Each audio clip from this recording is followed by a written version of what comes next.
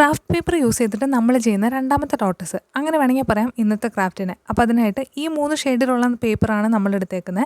അപ്പോൾ അതിൽ നമുക്ക് ഈ പീച്ച് കളർ 2 എണ്ണം വേണം, ഡാർക്ക് പിങ്ക് ഒരെണ്ണം, ഗ്രീൻ ഒരെണ്ണം. അത് കഴിഞ്ഞിട്ട് ഈ മടക്കുന്ന രീതി ഈ കാണുന്ന പോലെ തന്നെ ഡാർക്ക് പിങ്കും അതുപോലെ തന്നെ പീച്ചും അങ്ങനെ തന്നെയാണ് ചെയ്യേണ്ടത്. പക്ഷേ ഗ്രീൻ മാത്രം പുറത്തേക്ക് മടക്കുന്നതിന് പകരം ഉള്ളിലേക്കൊന്ന് മടക്കുക, ആ ഒരു വ്യത്യാസമുണ്ട്. അത് കഴിഞ്ഞിട്ട് ഈ കാണുന്ന പോലെയൊക്കെ ഒന്ന് അറേഞ്ച് ചെയ്ത് കൊടുക്കുക. അപ്പോൾ 4 എണ്ണം വരുന്ന ഒരു സെറ്റ്, അങ്ങനെ 4 സെറ്റ് നമുക്ക് വേണം. അത് ഇതുപോലെ ഒന്ന് ജോയിൻ ചെയ്തിട്ട് ഒരു നമ്മുടെ റബ്ബർ ബാൻഡില്ലേ അത് വെച്ചിട്ടൊന്ന് കെട്ടിക്കൊടുക്കുക. അത് കഴിഞ്ഞിട്ട് ഓരോ സെറ്റിനും ഇതേപോലെ ഒന്ന് സെപ്പറേറ്റ് ആക്കി എടുക്കുക. എന്നിട്ടൊന്ന് തിരിച്ച് വെച്ചിട്ട് ഓരോന്നും ഇതേപോലെ നമ്മൾ പെറ്റൽസ് പോലെ ആക്കിയിട്ട് ഒന്ന് മടക്കി ബാക്കിലേക്ക് മടക്കിയിട്ട് മുകളിലേക്ക് ആക്കി വയ്ക്കുക. ഇത്രയേ ഉള്ളൂ മെയിൻ പരിപാടികളെല്ലാം. കാരണം ഇനിയെല്ലാം ഇതിൻ്റെ റിപ്പീറ്റേഷനാണ്. നമ്മൾ ആദ്യത്തെ ലെയർ ചെയ്യുക, അടുത്ത ലെയർ പീച്ച് കളർ ചെയ്യുക, പിന്നെ ഡാർക്ക് പിങ്ക് ചെയ്യുക. ഗ്രീൻ മാത്രം ചെയ്യേണ്ട. ആദ്യത്തെ 3 ലെയേഴ്സും ഇതുപോലെ ഒന്ന് ബാക്കിലേക്ക് ആക്കി കൊടുക്കുക. അപ്പോൾ നമ്മുടെ ലോട്ടസ് ഇവിടെ റെഡി ആയിട്ട് കിട്ടും. ഇത് നിങ്ങൾക്ക് കുറച്ചും കൂടെ മാച്ച് ആവുന്ന കളേഴ്സ് ഉണ്ടെങ്കിൽ കുറച്ചും കൂടെ ഭംഗിയായിരിക്കും കേട്ടോ. എൻ്റെ കയ്യിൽ അവൈലബിൾ ആയിട്ടുള്ള കളേഴ്സ് ഇതായതുകൊണ്ട് ഞാനിങ്ങനെ ചെയ്തു എന്ന് മാത്രം. ഇതിൻ്റെ തന്നെ ഒരു യെല്ലോയും കൂടെ ഞാൻ ചെയ്തിട്ടുണ്ട്. അപ്പോൾ നിങ്ങൾ നോക്കിയിട്ട് പറയാം നിങ്ങൾക്ക് ഏതാ ഇഷ്ടമായെന്ന്.